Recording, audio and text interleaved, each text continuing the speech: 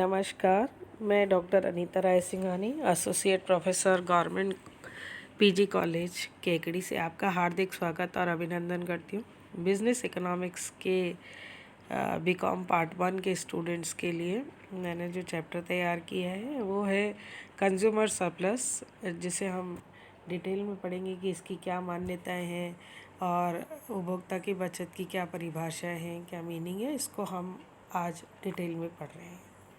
सबसे पहले उपभोक्ता की बचत की परिभाषाओं में मैं मार्शल की एक कोटेशन से आपको समझाना चाहती हूँ कि मार्शल ने क्या कहा था कि किसी भी वस्तु के उपभोग से वंचित रहने की अपेक्षा उपभोक्ता जो कीमत उस वस्तु के लिए देने को तत्पर होता है, जो कीमत वह वास्तव में चुकाता है, उसका अंतर ही संतुष्टि की बचत का अतिरिक्त माप होता है, जिसे उपभोक्ता की बचत कहा जाता है।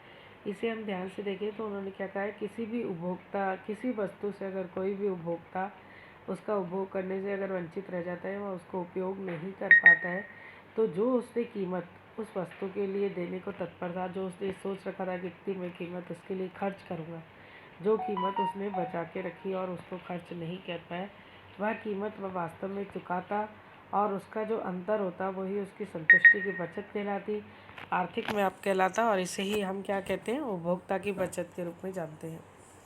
इसी तरीके से दूसरी कोटेशन हम बात करेंगे प्रोफेसर टॉसिंग की, कि टॉसिंग ने क्या कहा है कि उपभोक्ता की बचत जो है कुल उपयोगिता और कुल विनिमय के मूल्यों को मापने वाला और उनकी राशियों का अंतर जो है कहलाता है।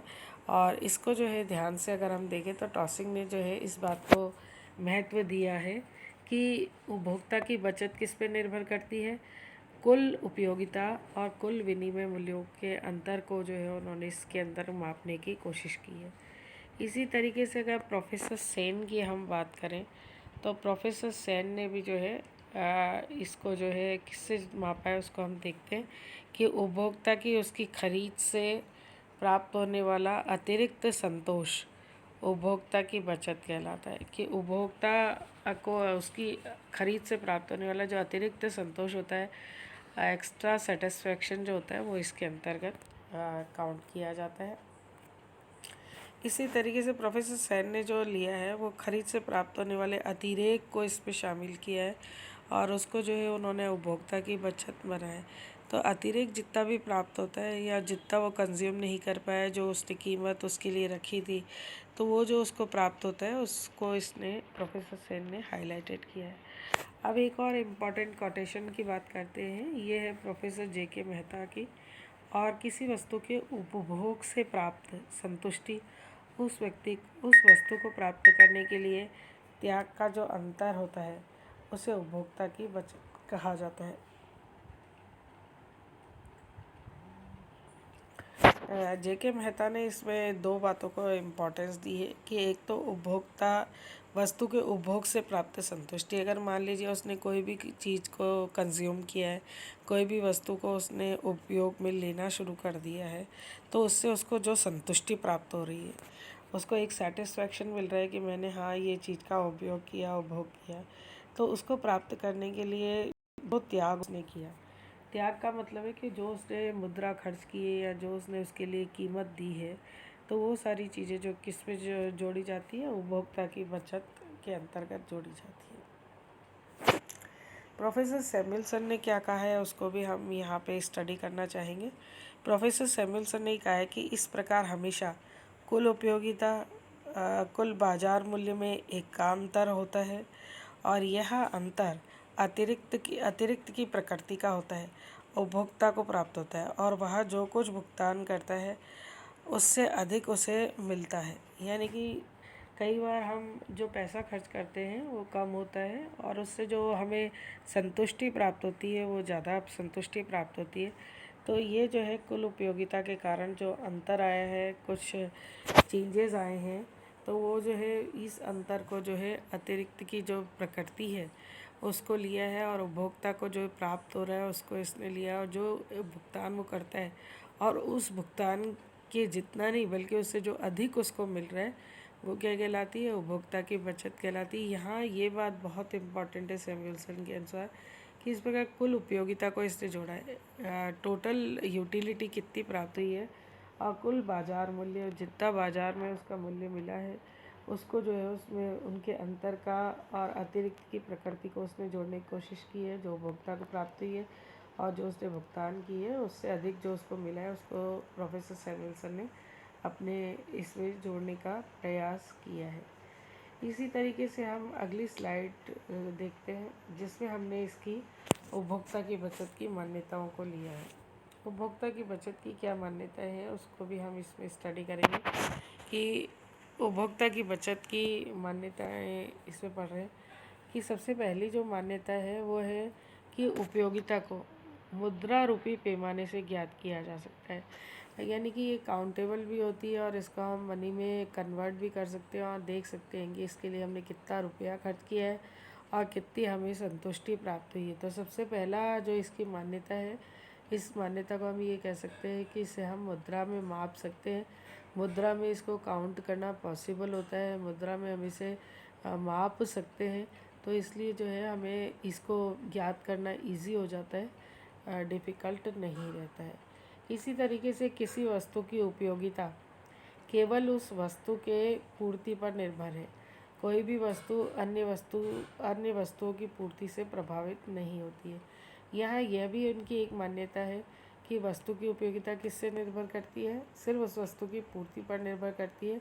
यानी कि अन्य वस्तुओं को इसने गौण मान लिया है, जैसे पूरक वस्तुएं हो सकती है, स्थानापन्न वस्तुएं हो सकती है, उसको इसने ज़्यादा इम्पोर्टेंस नहीं दी है, बल्कि इम्पोर्टेंस किसको दी है कि आपने जो वस्तुएं की जो पूर्ति हुई है उस पूर्ति कितनी हुई है और उससे वस्तु की उपयोगिता पे कितना असर हुआ है उसको जो है इसके अंतर्गत हाईलाइट लिया है। अन्य वस्तुएं जैसे भी जो भी हो सकती है, जैसे स्थाना सब्स्टिट्यूट आर्टिकल्स हो सकते हैं, इसी तरीके से सप्लीमेंट्री आर्टिकल्स हो सकते हैं, तो पूरक वस्तुएं भी हो सकती है, स्थानापन्न हो सकती है, अन्य तरह की चीज़ें भी हो सकती हैं।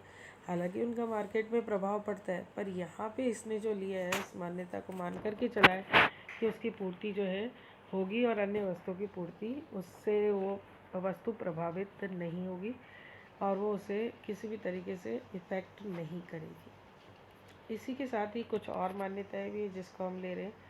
सबसे एक और मान्यता जो इसमें इम्पॉर्टेंट है वो है कि द्रव्य की सीमाएं जो है, द्रव्य की सीमांत उपयोगिता जो है स्थिर रहती है, वस्तु को खरीदने पर उसके मूल्य में परिवर्तन नहीं होता है। तो यहाँ ये भी इम्पॉर्टेंट बात है कि सीमांत उपयोगिता जो है हमेशा स्थिर रहेगी और मार्जिनल यूटिलिटी जो हम काउंट करते हैं उसमें वस्तु को खरीदने के लिए उसके मूल्य पर सब परिवर्तन नहीं हो सकता है। और इसके अंतर्गत अन्य बातें समान रहने की भी एक मान्यता रखी हुई है कि और कोई भी तरह के परिवर्तन नहीं होंगे, ना तो बाज़ार में परिवर्तन होंगे, सरकार की नीतियों में परिवर्तन नहीं होंगे, और सभी चीज़ों को इसने गौण मान करके जो है स्टडी करने की कोशिश की है। और ये भी मानता है कि स्थानापन्न वस्तुएं होती ही नहीं है, और अगर होती भी है तो उसको जो है एक ही मान लिया जाता है या उसका नॉन इफेक्टेड मान लिया जाता है कि उससे हमारी वस्तु जो है प्रभावित नहीं होगी, उपभोक्ता की बचत को भी उस पर कोई इफ़ेक्ट उसका नहीं आएगा। हालांकि ऐसा होता नहीं है, जो मान्यता इसने दी है कई बार वो मान्यताएं आपस में वेरी करती है, पर यहाँ पे इस मान्यताओं को लेकर के जो है इसने काम करने का प्रयास किए कि अन्य बातें समान रहनी चाहिए और द्रव्य की सीमांत उपयोगिता भी स्थिर रहनी चाहिए, उसके मूल्य में परिवर्तन नहीं होना चाहिए और मूल्य में चेंजेस भी ज़्यादा इसने नहीं लिया है। तो उस सब चीज़ों को जो है इसमें जोड़ा गया है। इसी तरीके से कुछ मान्यताएं और ली गई है। एक ये लिया है कि प्रदर्शन प्रभाव उपभोक्ता को प्रभावित नहीं करते, कि अगर मान लीजिए कोई भी तरह का प्रदर्शन है या कोई भी तरह की चीज़ को उन्होंने प्रेजेंट किया है तो उस चीज़ का भी कोई इफ़ेक्ट उपभोक्ता पर नहीं पड़ रहा है और सीमांत उपयोगिता ह्रास नियम भी इसमें क्रियाशील होगा। ऐसा भी ये मानता है कि जितना भी जो है डिमिनिशिंग जो लॉ है उसको भी इसने जो है इसमें मान्यता दी है कि सीमांत उपयोगिता ह्रास नियम भी जो है उपभोक्ता को प्रभावित नहीं करेगा। तो यहाँ पे प्रदर्शन को एक जगह लिया गया है कि प्रदर्शन जो अगर होता है तो उपभोक्ता उससे भी प्रभावित नहीं होता है। दूसरा इसने ये भी लिया है कि उपभोक्ता की जो है सीमांत उपयोगिता ह्रास नियम को भी उसने इसके अंतर्गत जोड़ने का प्रयास किया है। तो ये तीन कुछ मान्यताएं हैं जिन्हें जो है इसके अंतर्गत जोड़ने का प्रयास किया गया है। तो कुल मिलाकर के उपभोक्ता की बचत अपने आप में अत्यंत महत्वपूर्ण है और इसको जो है उपभोक्ता की बचत को ध्यान रखते समय इसकी मान्यताओं को भी हमें ध्यान रखना होता है। कुछ मान्यताएं मानते हुए जो है उपभोक्ता की बचत काउंट की जाती है। धन्यवाद। Thank you.